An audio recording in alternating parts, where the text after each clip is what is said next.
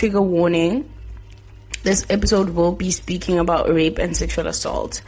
So if you want to protect your peace, you can stop listening to the episode right now. Hi guys, welcome to Context Corner.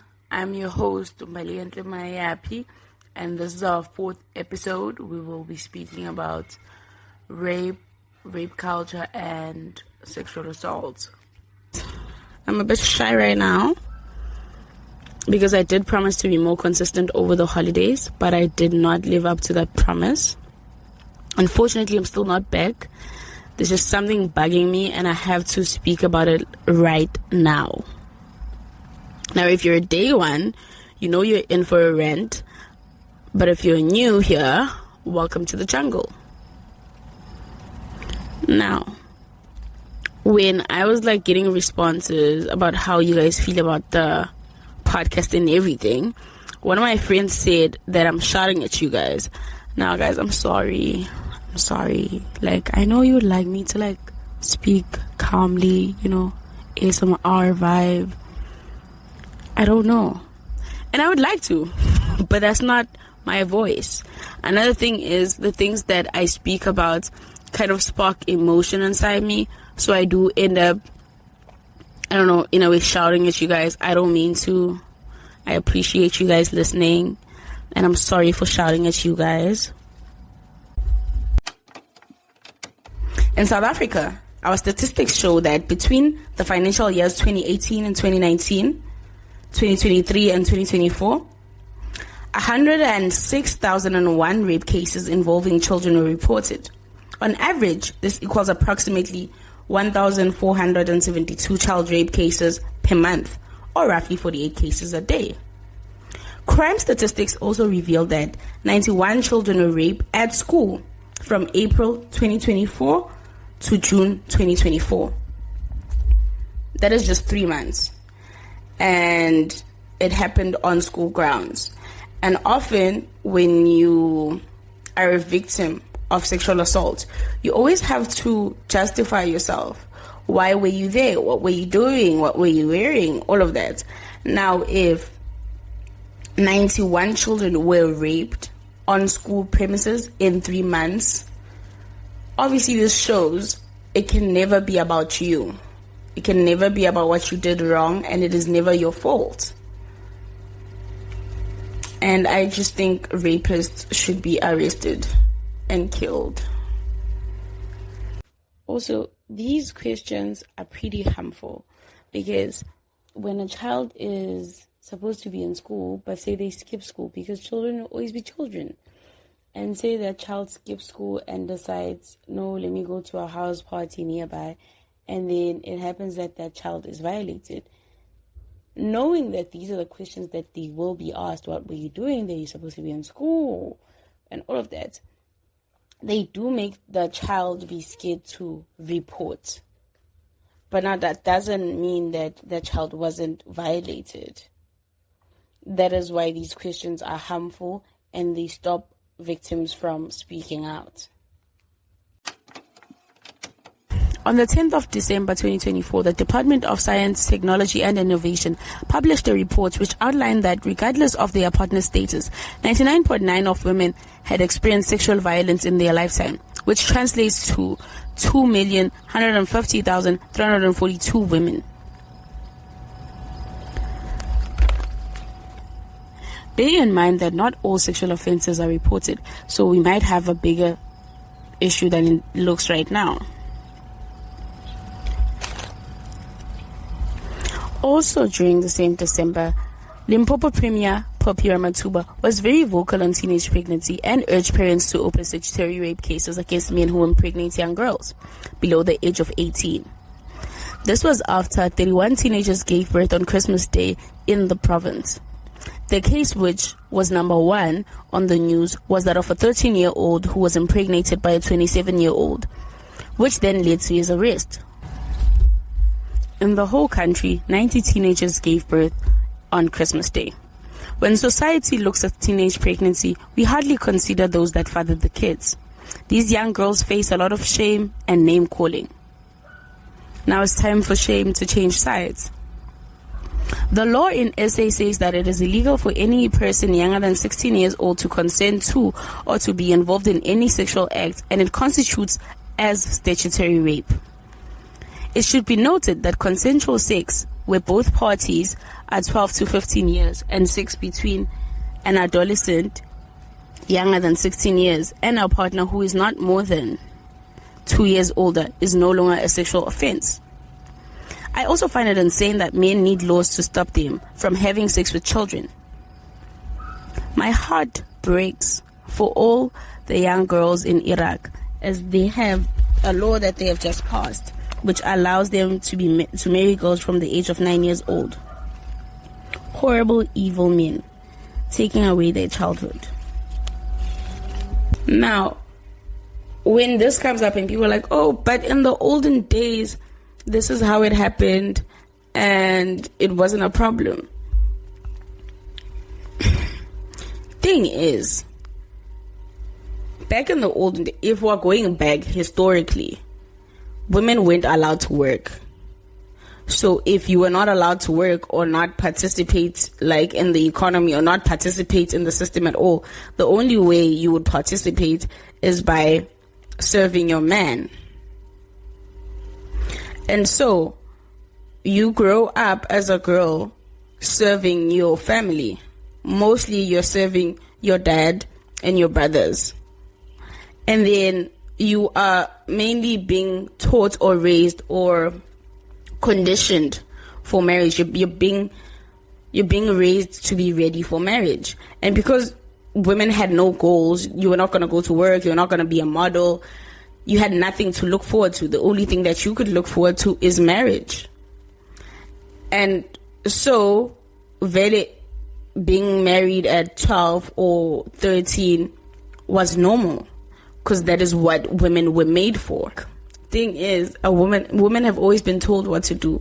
It has always been dictated of how a woman should be, how they should act, how they should dress, how they should conduct themselves. All this conditioning to one day please a man that they must end up with, because that's what they're living for, to be married. Right? So in this day and age, now that we have progressed and we're different people, let children be children. And I understand why our constitution was built the way it was built, to kind of enforce laws and force us to live the way that we're living now. But it is painful to see society regress, and it's just something worse than what it was even before. And I'm asking myself, what is causing this regression? Are we not reading enough? Are we not speaking enough as society? What is wrong? And for it to be like, oh, now it's an act that says this is wrong, this is rape. It's because really there wasn't anything against it. Women were just made for marriage, you know? But now times are different, and I wish that people would just adapt. And if you're an older guy actively pursuing younger women, something is wrong with you. Especially those men that park outside races, something is definitely wrong with you. So wrong. It was wrong when I was in high school, when older men were fetching young girls. It's still wrong right now when I'm in varsity and I'm still seeing older men fetch these girls. What is wrong? Like, did women your age suddenly vanish? What happened? Fuck. Sorry about that. So, the case of teenage pregnancy should stop being looked at from a lens of a child being forward, but from a perspective of an older man taking advantage of a child going through adolescence. The period of adolescence is a crucial one, from the age of 10 to 19, where a child faces rapid changes physically, morally, and spiritually, also sexually. With all these changes, this is where they have to be protected the most.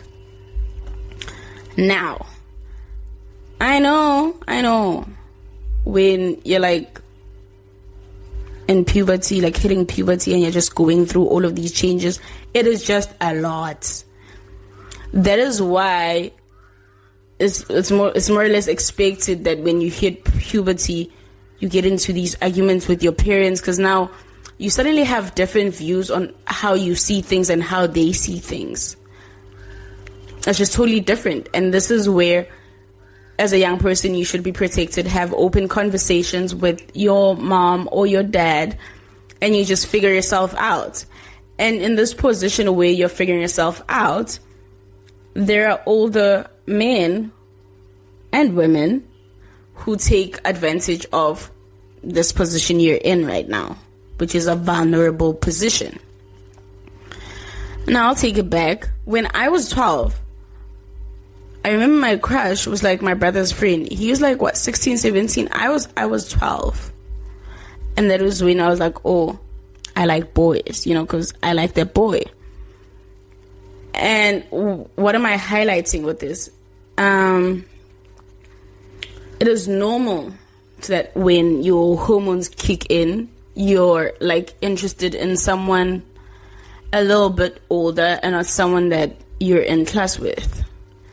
And maybe I could make an example when it comes to boys, how when you start growing boobs or your ass gets fatter and whatnot, older boys in class or in school are like, oh, like they see you, they see that you're growing, so you're interested in those traits, adult traits, or pre-adult traits in this case, right?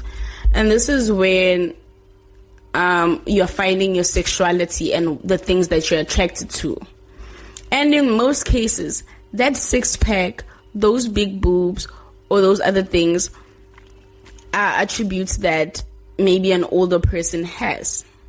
And that's why you, as a child, you're attracted to that. And this is why you're not supposed to watch porn as a child.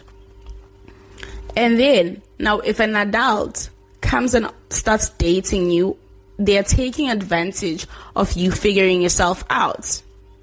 Yes, these are the things you love, and yes, you're allowed to explore them, but it would be much better if you're exploring them with somebody your own age, where you're not prone to manipulation. You're just enjoying yourself, figuring your sexuality out without being pressured, without being coerced to doing things, and it's literally happening naturally. Now, when you're with an older person, you feel pressured to do certain things that maybe you wouldn't feel pressured to do with somebody your own age. Because now you have to live up to certain standards of what is expected in an adult relationship. But you're a younger child. And this is why it's wrong as an adult to date a child. Got an adult child. At this point, it's time to jail, you guys. Throw away the key, even. Now, there are also situations where boys, homosexual young men, are also prone to being victims of rape and or sexual assault by older men, right? Because we don't focus much on the community, I think we let that slide. But there are cases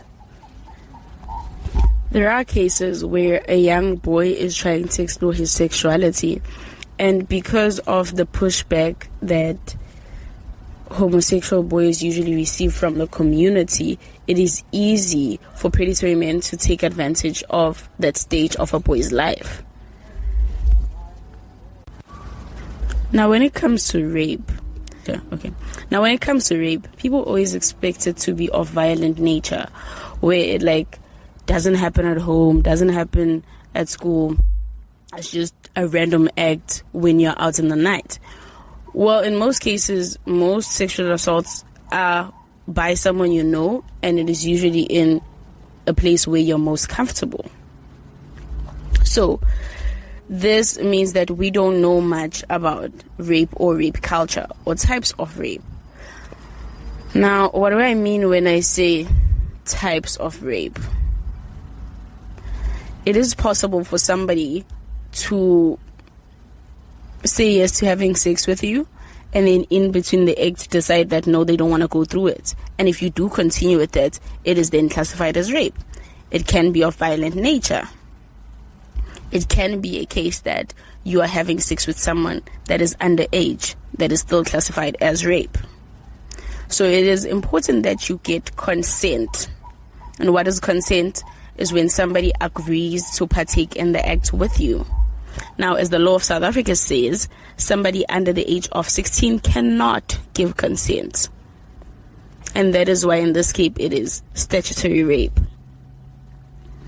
Now let's go down to rape culture. Now, the dictionary definition of rape culture is a society or environment whose prevailing social attitudes have the effect of normalizing or trivializing sexual assault and abuse. To me, I'd say it is behavior that goes unpunished, or with let slide that it eventually leads to rape and or sexual assault. Society that makes excuses for rapists. Now, I will be showing snippets here and there so you can see what I'm speaking about. But if you want more context, you can also follow me on my Instagram page at context_corner.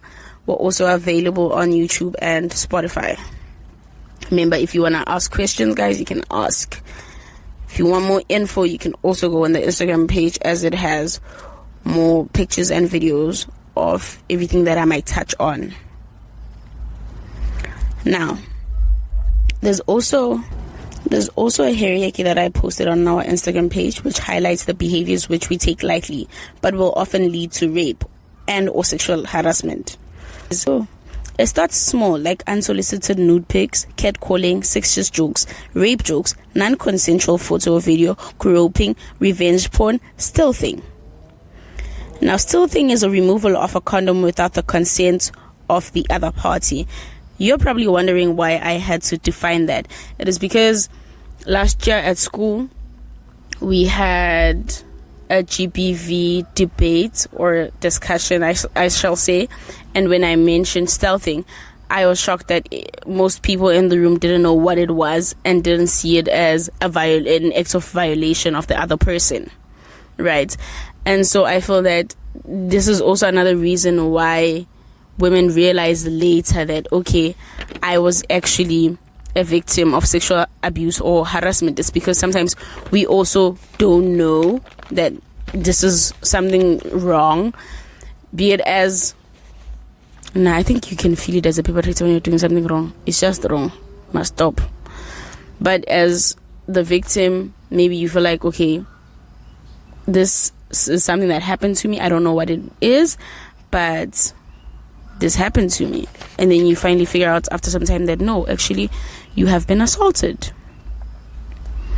So we often have to educate ourselves and others so we can recognize this behavior. Now, because when you speak about culture, you're speaking about something that involves society. I believe that all of us in society have a role to educate ourselves and others so we can recognize this behavior. And just to add, recognizing this behavior doesn't mean it'll be easier to prevent. I think that every girl and woman has experienced the things that I mentioned. And I can never say there's one way to respond from experience when you find yourself in a situation that is a tricky situation where you're being harassed or assaulted. You get confused and you don't know how to respond. What causes this confusion is the thought of how your response will be taken, be it by the perpetrator or society. Because as women, we are raised to think of everyone else before ourselves. But that's a story for another day. On a separate episode, I would like to touch on that, but just not now. Because if I start expanding on that, it's going to be so much and we're going to, forget what we're speaking about here. So I don't want that to happen. So we'll get back to it. Now, in the society that we're living in, so many opinions. Like right now, I'm just sharing my opinion. But anyway, recently there was also an uproar when virgins were getting married over the internet with older men. Now, I understand the uproar because I'm asking myself, since the church promotes virginity, don't they have older women who are also virgins waiting to marry? Like, why are they going for the kids? And also, I feel like when you're younger, you're easier to manipulate. And so no matter how we put it, if somebody older goes for a younger person because of a power dynamic, it will always be a problem.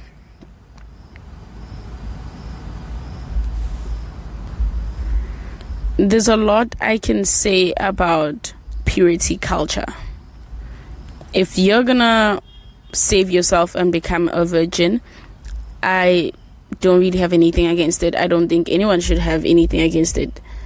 But it should be about yourself and for you. It should not be a gift for someone else. That is your body, your choice. But still, it being all that for saving it for someone else who didn't even think to save themselves for you. They were just out there doing nasty stuff. And you were just saving yourself for them. I don't know. It doesn't make sense to me. But it's okay to save yourself. You don't have to feel the pressures of the world to be overly sexual and do all of those things.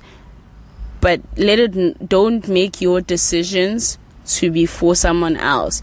Again, this will always take us back to the thing that I spoke about women doing things to please society, men, family, and etc. But we're just not going to speak about that right now because, like I said, if I start speaking about that part, I'll just go off topic. But it does feel like society is regressing, and in the way that it is regressing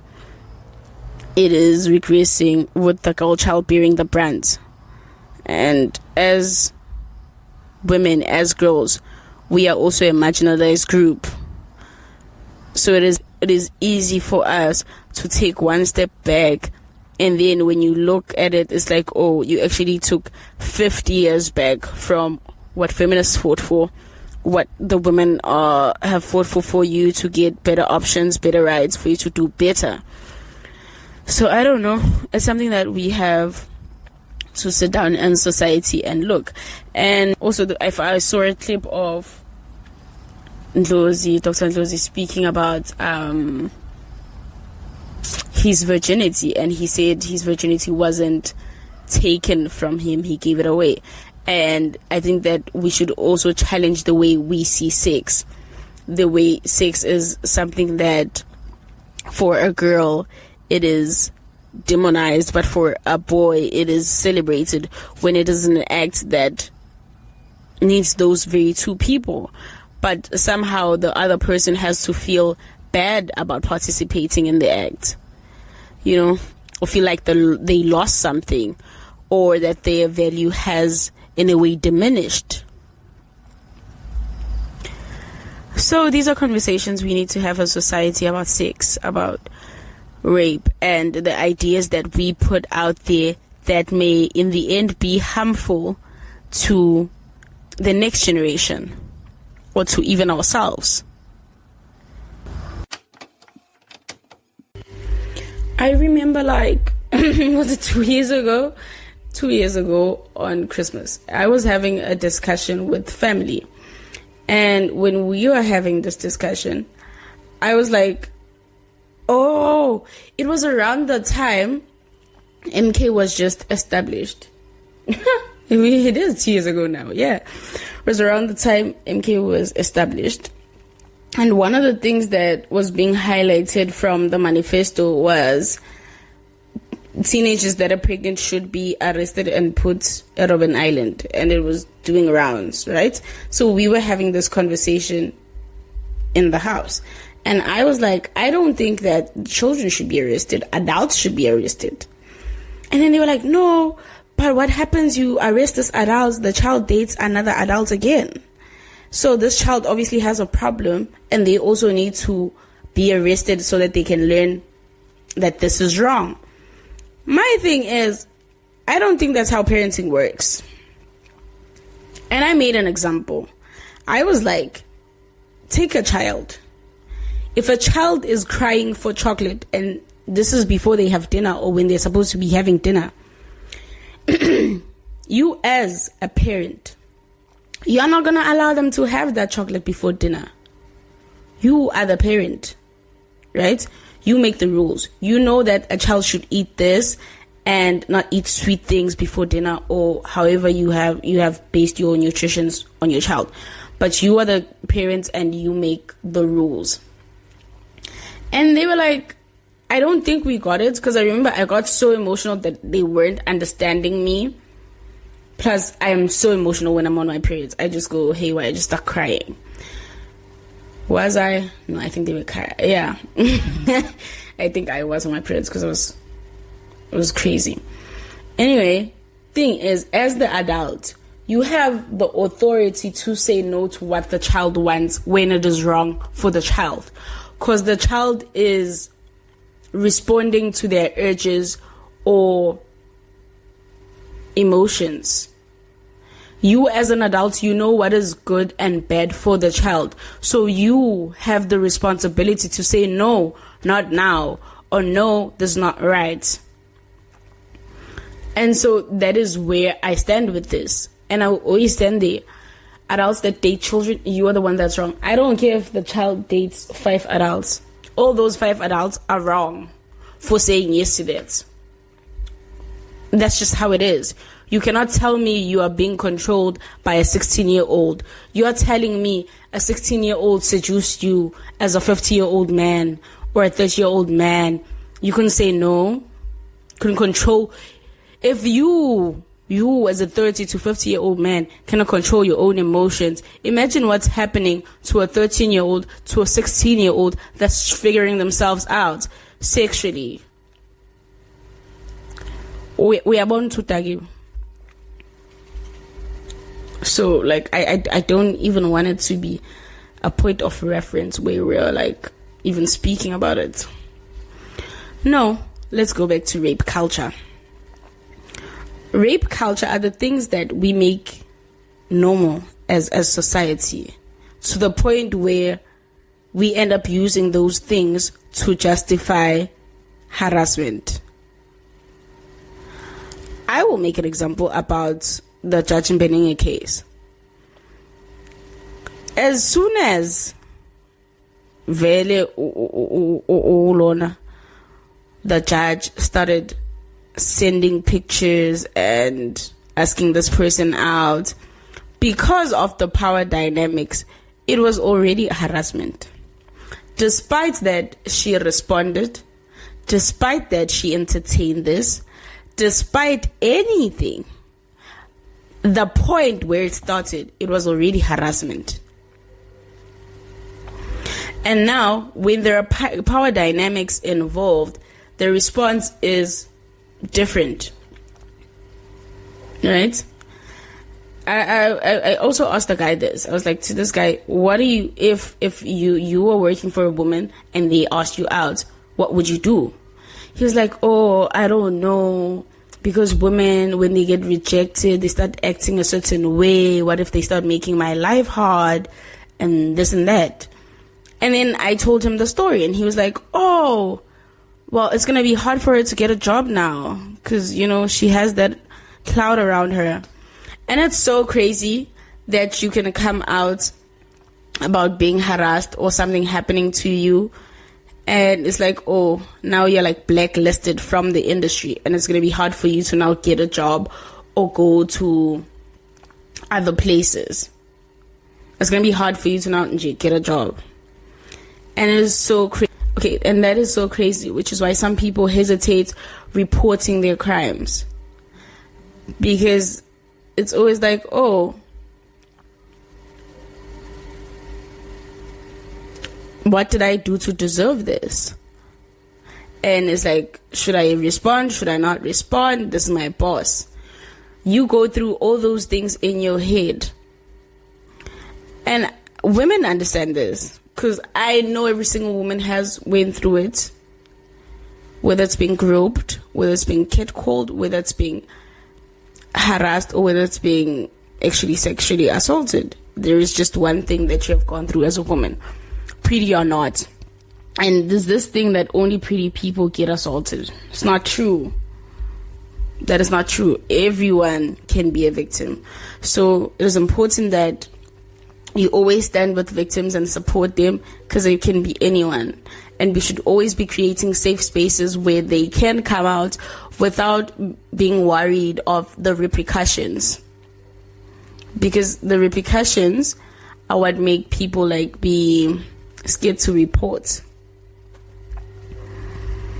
Anyway, lastly, there are these videos going around from the Club Zanzu of young boys who couldn't pay the bill, and the videos are just traumatic, horrifying, inhumane. The things that are being done to these boys, they are harmful. They are quite disturbing. I don't even know why you would think that is a form of punishment for someone not paying the bill. It's not. And I'm thinking, if this happens to the boys, what happens to the girls that don't pay bills? No one deserves this. I don't care what you did. It is a horrible thing. And the fact that 3 of the guys went and reported, I think it's because now their faces are blasted out there. And they didn't even report before, they reported after. And this goes to show the stigma around men being assaulted in that way. And that is why some people think GBV and rape doesn't include men. No, it does include them. It is just harder for them to go and report because of the stigma around it, of how much dignity was taken from you, the pain that they must have been feeling, the shame that they must have been feeling. And to see people have to say, oh, if this was your brother, if this was your son. I even hate that we have to use those words so that you could see how harmful this is. Where are we as human beings that for you to garner sympathy for someone, for you to see that this is a horrible thing to do to someone, I have to remind you that it could be someone close to you? I am just horrified, and I don't think I want to continue speaking about this, and we should not be debating about it. It should be not should not be a discourse. Those people should be arrested. The club should even be closed. And if we really stand for something, we should even boycott the club or any other club that owner owns, so that we don't support abusers and we don't give abusers resources to further continue the abuse. Just to finish off the episode,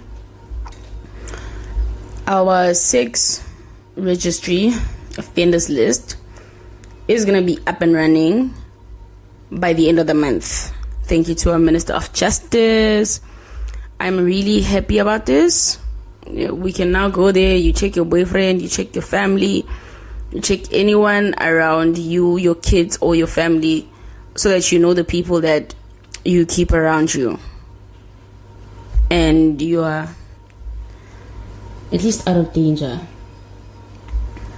But it's South Africa, everywhere is dangerous. Thank you guys for listening. My name is Umbali Ntlemayapi, and that is it from me.